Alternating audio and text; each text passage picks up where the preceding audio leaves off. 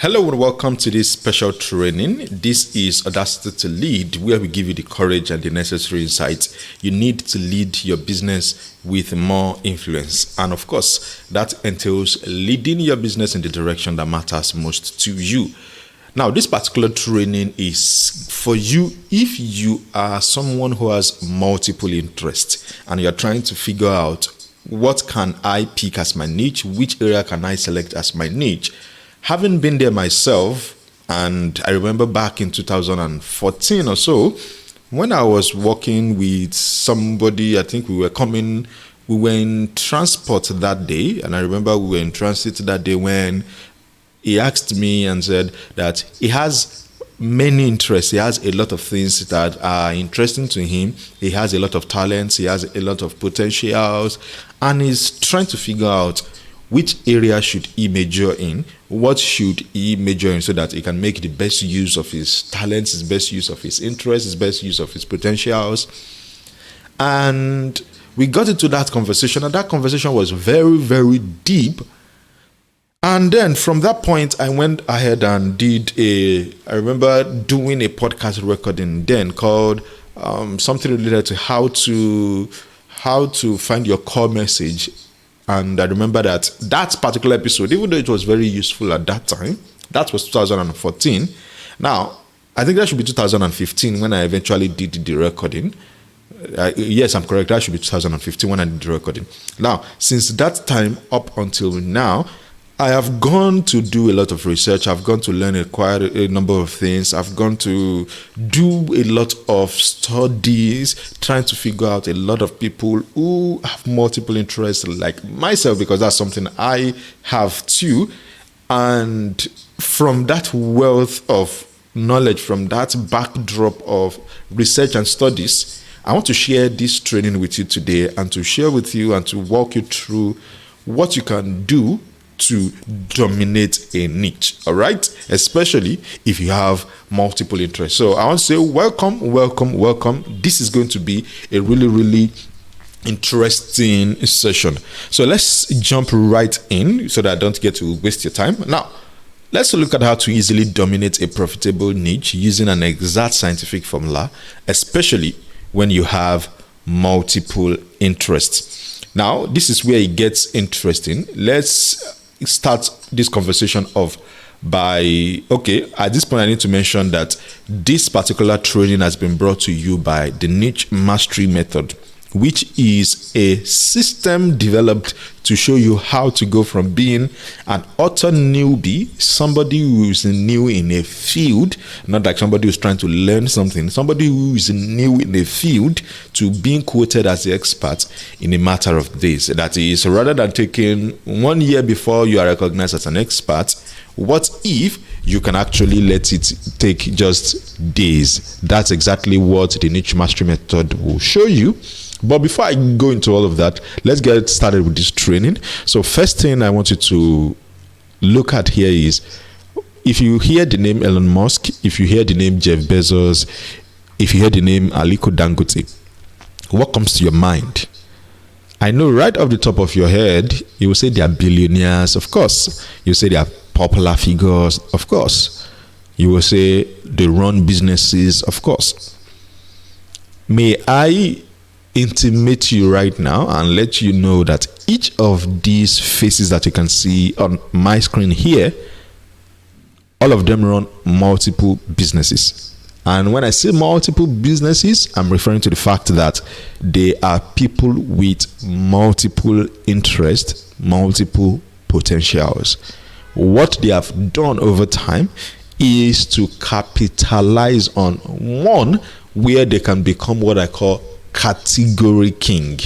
So they have learned and mastered how to become a category king, and that's the reason why they can go from one niche to another niche and to another niche. For example, like Elon Musk, many of us got to know him with the days of PayPal, and of course he moved on from PayPal and he has gone on to create multiple businesses, multiple companies. And for your information, in fact, when I was doing some research about Elon Musk, one of the things I found about him is the fact that anytime he's interested in a subject, one of the things he does is he gets to do his research, and he studies all of these things, studies them one after the other, studies them one after the other. He gathers books, gathers materials, and when he figures things out, or as he figures things out, one of the things he does, he quickly gets into network, he quickly gets into associations, he quickly gets into places where he can meet people. So, for example, when he was going to start SpaceX, he left Silicon Valley, left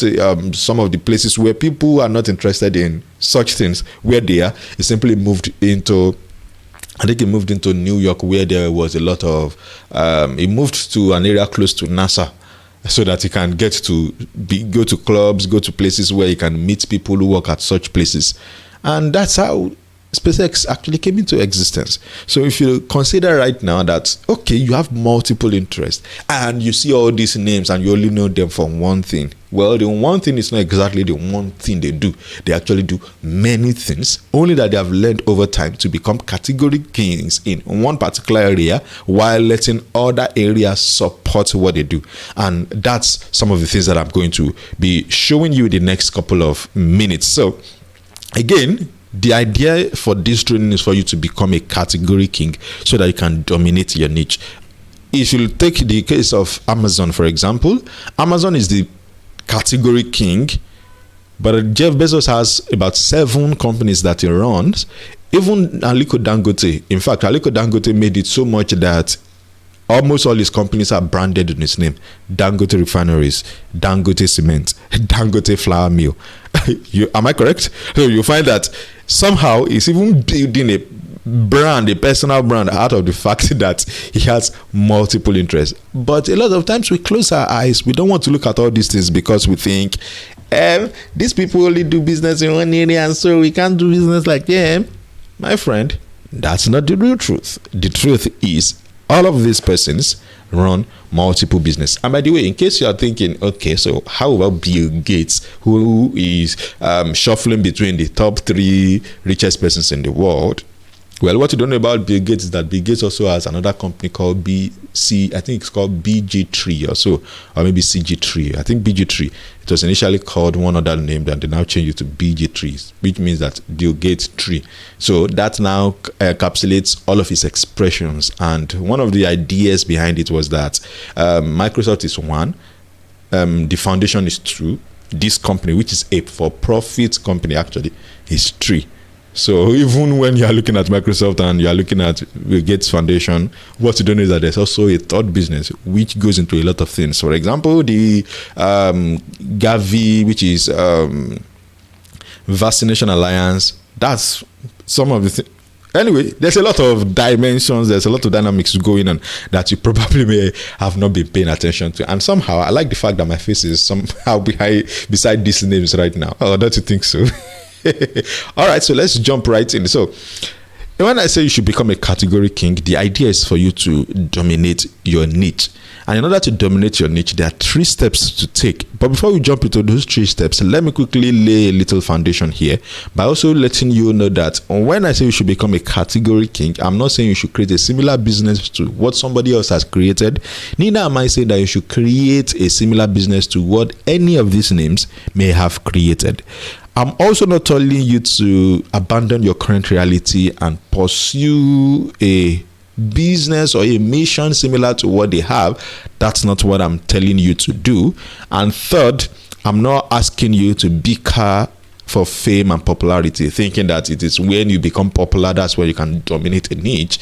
And by the way, I can tell you with my full chest right now that there are people who dominate niches, who dominate certain industries, and you may never even hear their names because they are not popular. They are not popular in the sense that they are not famous, but they are powerful in the sense that they control that market. So, of course, in the niche mastery method, I tell a lot of detailed stories about this and how I've been able to do that over the years. And when I say you should not create a similar business, not abandon your current reality, not bicker for fame, if that is not what I'm telling you to do, then what am I telling you to do? Well, it's for you to play a bigger game to dominate your niche. Now, it's important I also may repeat here again that fame is not the goal of playing a bigger game. Profitability may be a part of playing a bigger game. of course, when you play a bigger game, you are able to influence people at a bigger scale. You're able to profit and generate income at a bigger scale, and also you are able to impact people at a bigger scale. That is what I am looking at. All right. Now, when it comes to doing that, what is the key elements that you need to understand? And it comes down to this statement that category is the new strategy. Now, category means that in a niche, you can simply create a category and own a category for yourself. And I'm going to use a very, very awkward example to explain that to you. Now, talking about category is the new strategy. Before now, what people do is they say branding, they say this, they say that. There's a lot of things that they pack into trying to become a category king or trying to dominate a niche. But in my experience, what I've learned is creating a category for yourself is the most powerful way to do that. And when I say creating a category for yourself, let me share with you and explain to you here that if you actually check the link in the description or the link down below this video, one of the things you may notice is the fact that I actually shared the story of me moving from one niche to the other niche to the other niche. In 2014, it was podcasting that was the big thing that I was doing, that it even led to me creating a network of 5,000 members, over 5,000 members now actually, over 5,000 members. And then it also led me to having to speak in certain conferences, certain events. And then I moved on from that, moved into a new field. I did that field over time, and I moved into another field. And then I moved into another field more recently. Now, to somebody who may not be understanding, what they may be looking at is just jumping from one niche to the other niche, one niche. But what they don't understand is that for every niche I get into, I look for how can I create a category that separates me from everybody. And what I mean here is I don't try to do things better. Instead, I try to be different. And for your information, for those who emphasize, you need to eliminate your competition, you need to fight your competition. What you need to know is that competition is for those who subconsciously fear losing. So there's a sense of fear of losing out on something. And so they try to come up with the idea of competition so that they can subconsciously they are just romancing the fear of losing. So be different, not just better. That is the first thing. Now, when you think, if you look at it now and consider, okay, a few years ago, if you want to go out to somewhere and you needed to hail a taxi, what would you do? You simply either wait at the junction till one taxi passes you by, or you will have to go to the park if you live in maybe places that I live in, especially here in Nigeria, and maybe particularly here in Lagos. Before you can find taxi, you either go to the park, to the NURTW park, and when you get to the NURTW park, you then begin to negotiate. The traffic or the journey from where you are to that park alone on its own is something interesting, right? But what did Uber did? Uber changed the dynamics. Uber did not try to sell us that, okay, they need to get us to buy something that is better. They just sold us something different. They introduced a new category that you don't have to wait till you get to the park before you can actually use a taxi. You can do it right from inside your house, and the taxi will even be waiting for you outside. So they introduced us to different, not better. They did not try to improve what was going on. Even though a lot of people thought that what they did was to do what's called disruption. But a lot of disruption is not trying to make things better. Disruption usually comes from trying to make things different. We have always been doing it this way. Can't somebody else do it a different way? Case in point, I remember when I was getting into fear and therapy, and one of the things I did then was to ask the question, which area can I come in that many people are not talking about? And I found that, okay, we were in a program and then somebody brought up the conversation of fear, and so I went to go into plenty programs to go find out what they were teaching, and I saw that many programs were simply just trying to motivate you. Very few were actually trying to get to the root of the matter. And I said, wait, there are a lot more things that actually go on when people have fear. So why can't somebody be talking about it in a holistic way? And so the moment I said that, why can't somebody do it in a holistic way? Of course, that appeared like better, right?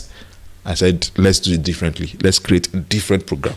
Let's create something that actually handles that. And that was how I began to profit from a net market like that. So again, if you want to learn deeply how to master any niche like that, how to go from being an auto newbie, somebody just started. And in fact, when I got into that market, one of the quick things I did was quickly go from this newbie status to being the expert. And it didn't take me 1 year, it didn't take me 10 months before I could achieve that. And of course, in the niche mastery method, you see certain metrics that you can use to determine your level. All right. So let's look at how to then become a category king. How can you then become a category king? I'm going to share with you 3 things here. In order to share the 3 things with you, let me lay a little foundation.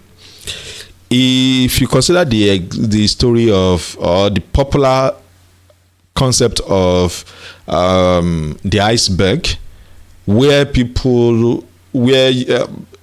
tell you that what you see at the top is very tiny to what is beneath the water. And this even triggers in my mind right now. Okay, so a memory just flashed in my mind.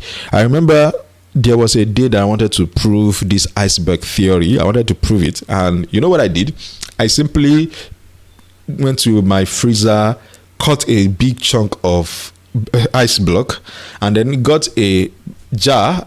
I dropped the ice block inside the jar, and then since it was a transparent glass, I saw it go down, and then it started popping up back, and then it popped up, and the tip now stayed on top of the water, and then the big part remained under the water. And I said, oh really?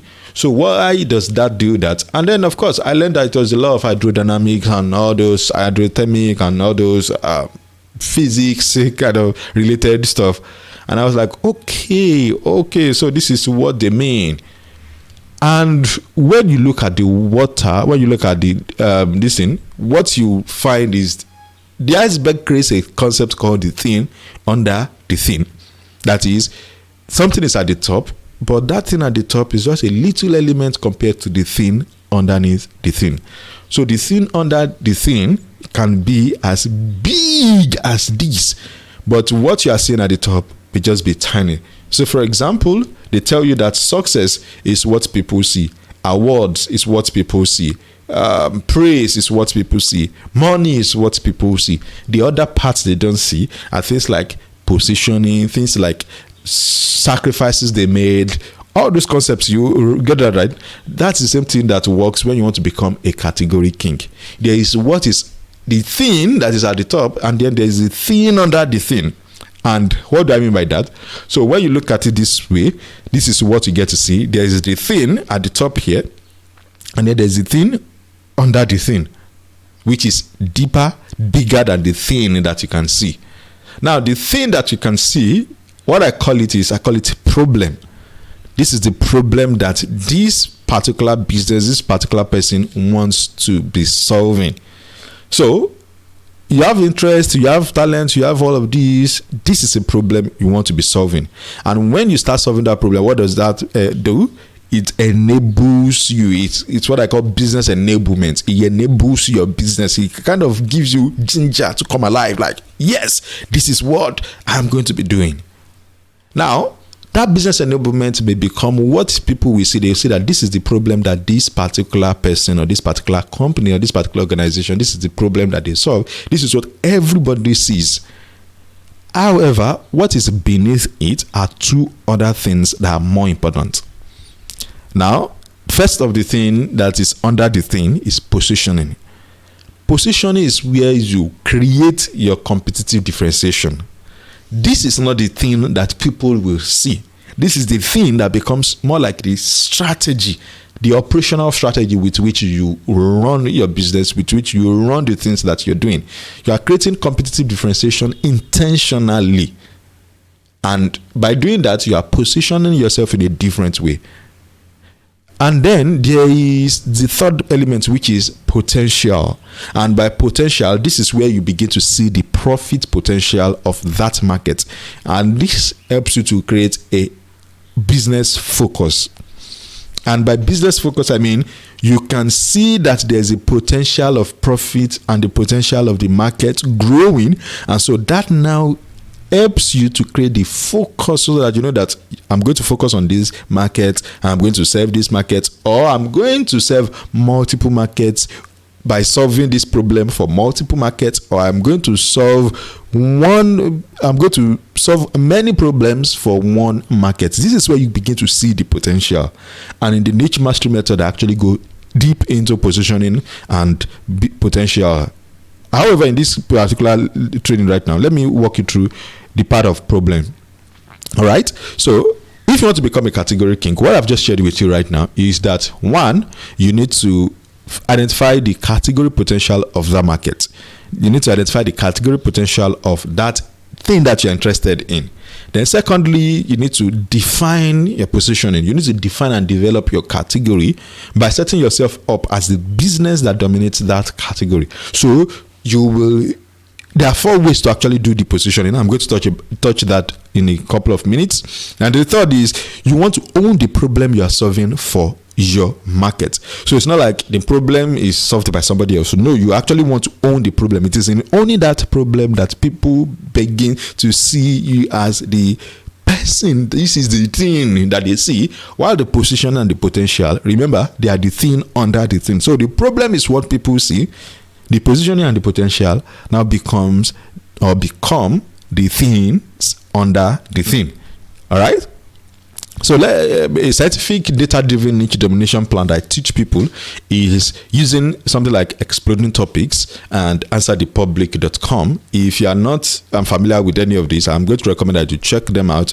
I wish that I can actually do a demo here. It would have put things in context for you. But anytime I'm teaching people how to dominate niches like this, I use a combination of explaining topics and answer the public, because explaining topics shows you the growth potential of the market, and answer the public shows you the problems of that market.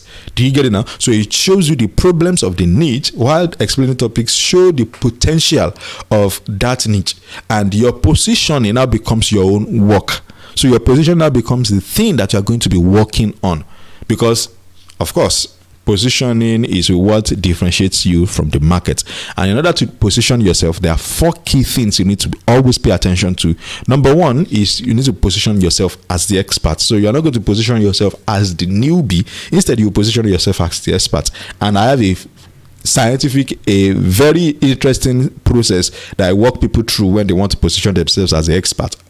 Second is you position your ideas via thought leadership. There are people who think that they are thought leaders, but they are simply thought stealers and thought followers and thought repeaters. And they're just copying other people, but they don't really have their own thought leadership. And of course, if you consider the word thought leadership, you see that thought means thinking, leadership means leading, right? So it means that your ideas should be able to think. You should be able to think to create ideas, and then the ideas you create should be able to lead people in a particular direction. So if you are just thinking thought leadership is content. Well, thought leadership is not really content. Thought leadership is leading people's thinking. All right. The third is your business, positioning your business and your message as different, not better.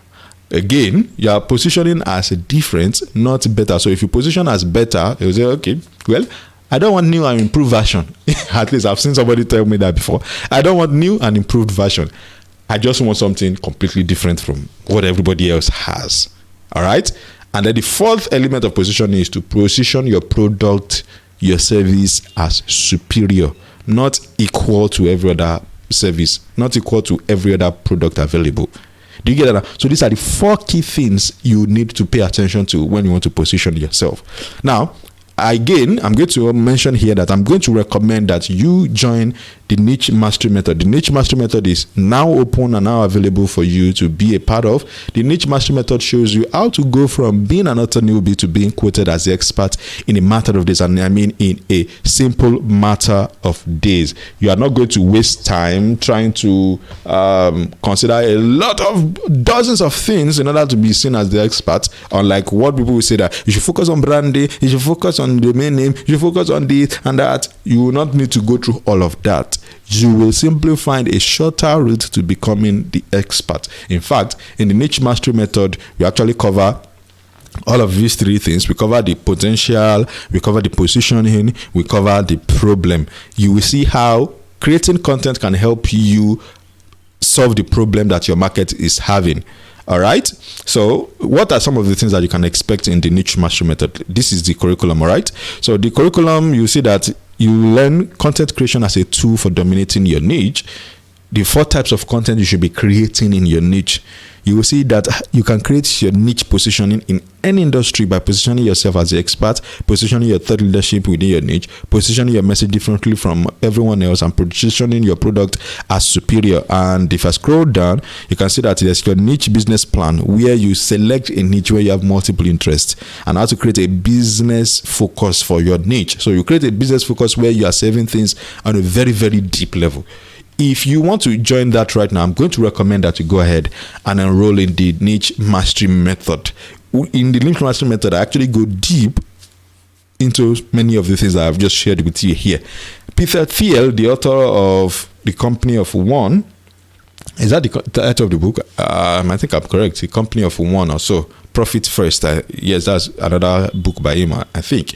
Or maybe 0 to 1 and Profit First or so. He said that all happy companies are different.